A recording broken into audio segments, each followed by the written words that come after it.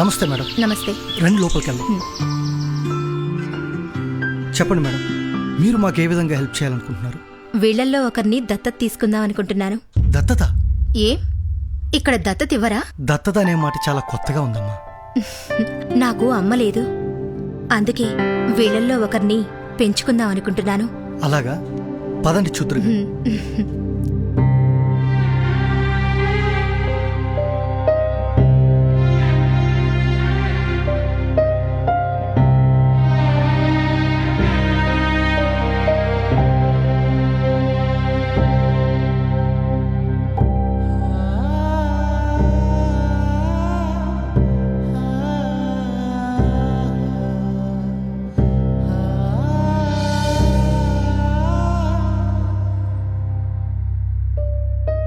ఆవిడ ఏం? ఆవిడ ఇక్కడికి వచ్చిన దగ్గర నుంచి ఎప్పుడూ దిగాలుగా ఉంటుంది. ఎవరి గురించి ఆలోచిస్తుందో కూడా తెలీదమ్మా. ఆవిడ గతం ఏంటో మాకు తెలియదు, చెప్పమని కూడా మేము ఎప్పుడూ అడగలేదు. అయినా ఆమెకి హెల్త్ ఇష్యూస్ కూడా ఉన్నాయమ్మా. I'm a doctor.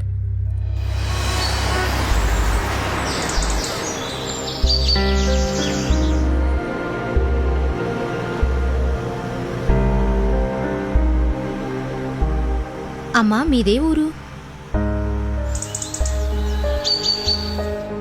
మీకు ఎవరూ లేరా? ఐ మీన్ భర్త, పిల్లలు?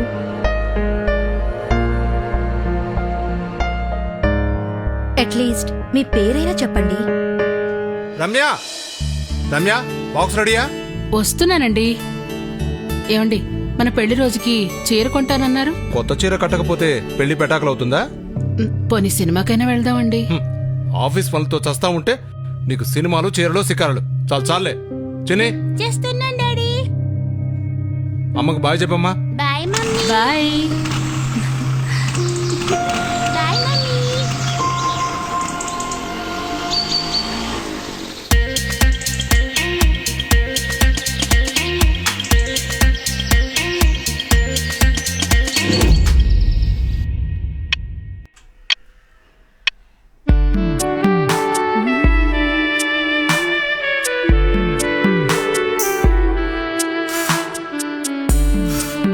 ఏమండి, ఆ త్వరగా రండి. వస్తున్నా. ఏమండి, ఆ నిద్ర వస్తుంది, ఇంకెంతసేపు? దీనికి ఈ మధ్య ప్రేమ ఎక్కువైపోయింది.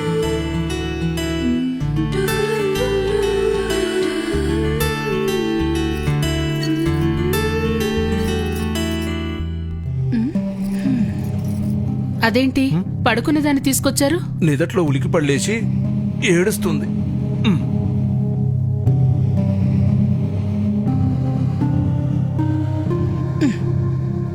ఒక ముద్దు లేదు, ముచ్చట లేదు.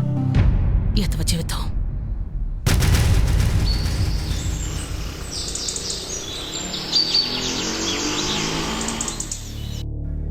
ఏంటి తెగ ఆలోచిస్తున్నావు? నన్ను ఎక్కడికైనా తీసుకెళ్లిపోవచ్చుగా. ఇప్పుడు బాగానే ఉన్నాం కదా. బాగున్నావా? భయం భయంగా, దొంగచాటుగా ఇక్కడ పిచ్చెక్కిపోతుంది నాకు. మనం వెళ్ళిపోతే మీ ఆయన ఊరుకుంటాడా?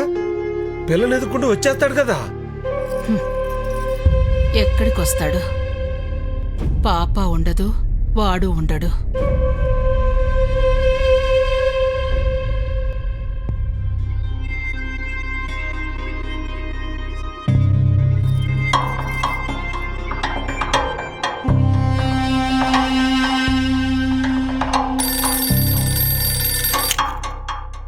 హలో హలో, సైనైడ్ దొరికిందా?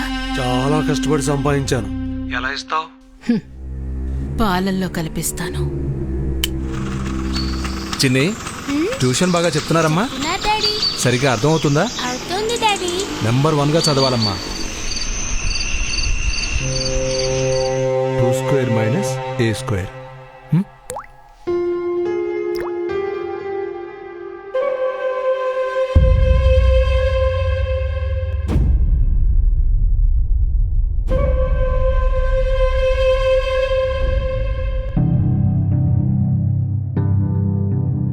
తొందరగా తాగండి, చల్లబడిపోతాయి. తీసుకో.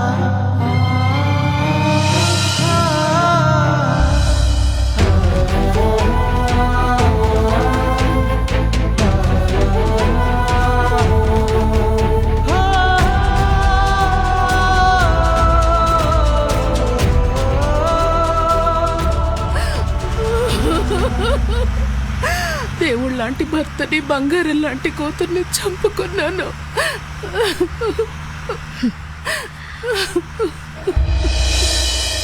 నాన్నా టాబ్లెట్ వేసుకోండి.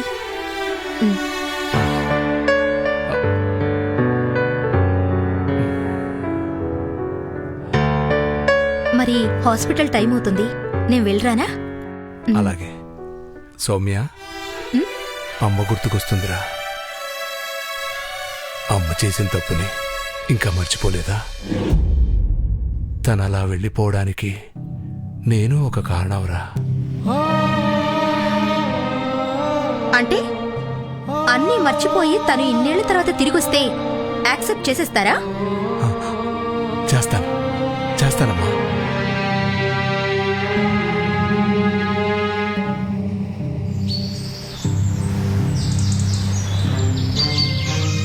ఒరే రాజు, నీ కోసం మా డాక్టర్ గారు వచ్చారా? ఎవరు? నా పేరు సౌమ్య. రమ్య గుర్తుందిగా, మా అమ్మ. భయపడకు, ఇప్పుడు నీ పైన రివెంజ్ తీర్చుకోవడానికి రాలేదు. మా అమ్మ ఆచూకీ తెలుసుకోవడానికి వచ్చాను. చెప్పు, మా అమ్మ ఎక్కడుంది? మీ అమ్మని బొమ్మాయి తీసుకెళ్ళి ఓ సినిమా ప్రొడ్యూసర్కి అప్పచెప్పి వాడిచ్చిన డబ్బులు తీసుకుని వచ్చేసాను. వాడు మీ అమ్మను వాడుకుని ఆ తర్వాత రెడ్ లైట్ ఏరియాలో ఓ బ్రాతల్ హౌస్ కి అమ్మేశాడు. ఈ మధ్యనే తెలిసింది మీ అమ్మ అనారోగ్యంతో వృద్ధాశ్రమంలో చేరిందని.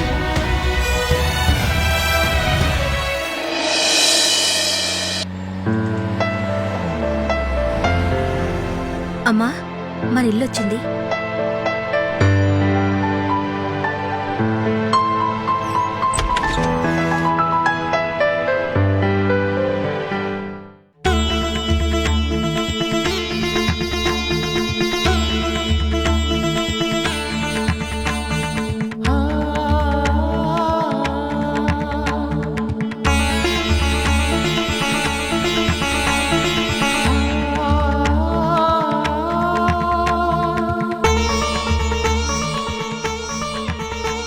అది మీ గది. ఇక్కడ హ్యాపీగా ఉండొచ్చు. అది దేవుడి గది. రండి, దేవుణ్ణి చూదురు గని.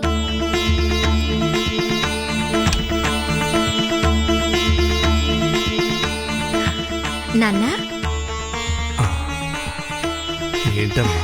ఎవరొచ్చారో చూడండి.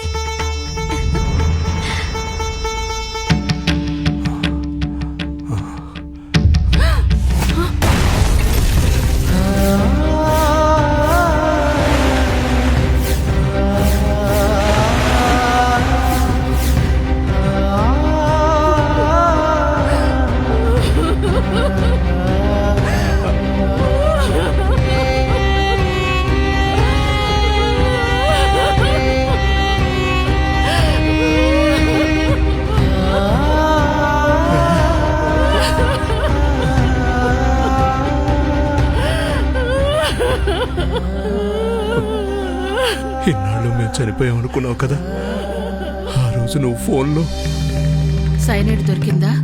ఎలా ఇస్తావు? పాలల్లో కలిపిస్తాను. నాన్న, ఈరోజు అమ్మతో ఒక గేమ్ ఆడదామా? ఏం గేమ్ డాడీ? అమ్మ పాలిచ్చినప్పుడు తాగకుండా తాగి చచ్చిపోయినట్టు యాక్ట్ చేయాలి. అప్పుడు అమ్మ భయపడి పారిపోతుంది. భలే భలే బాగుంది. అమ్మా, లేమ్మా.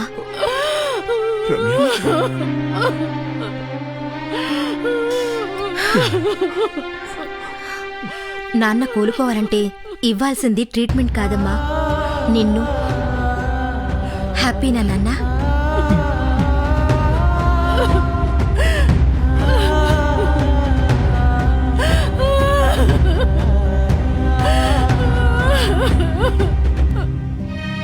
మీ పరువు మర్యాద మంట కలిపాను,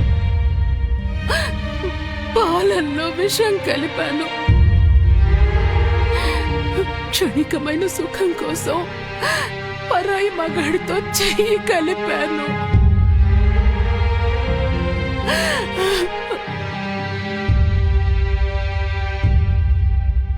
ఇన్ని చేసినా నీ ముఖంలో ఆ ప్రేమేంటయ్యా?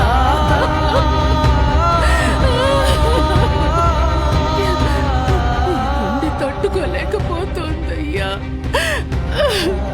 ఒక్క చెంపదెబ్బైనా కొట్టబయ్యా, లేకపోతే ఈ గుండె ఆగిపోయేలా ఉందయ్యా. కొట్టు.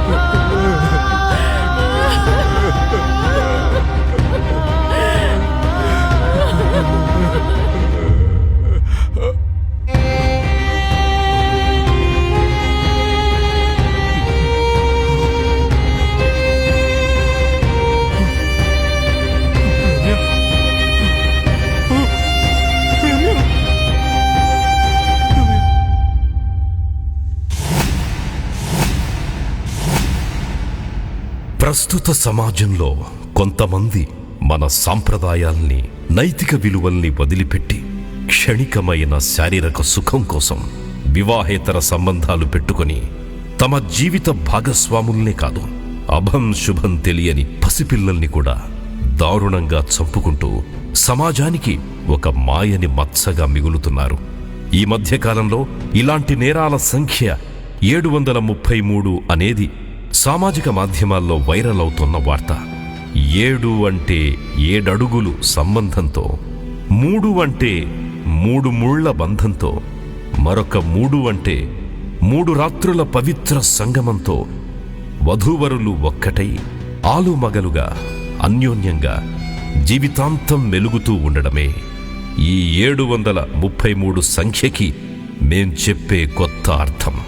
ఈ చిత్రం చూసిన తరువాతైనా ఈ నేరాల సంఖ్యకి ముగింపు రావాలని, మన సంస్కృతి సంప్రదాయాల్ని, దాంపత్య విలువల్ని ప్రపంచానికి ఆదర్శంగా చూపాలని చెప్పేదే మా ఈ చిన్న ప్రయత్నం.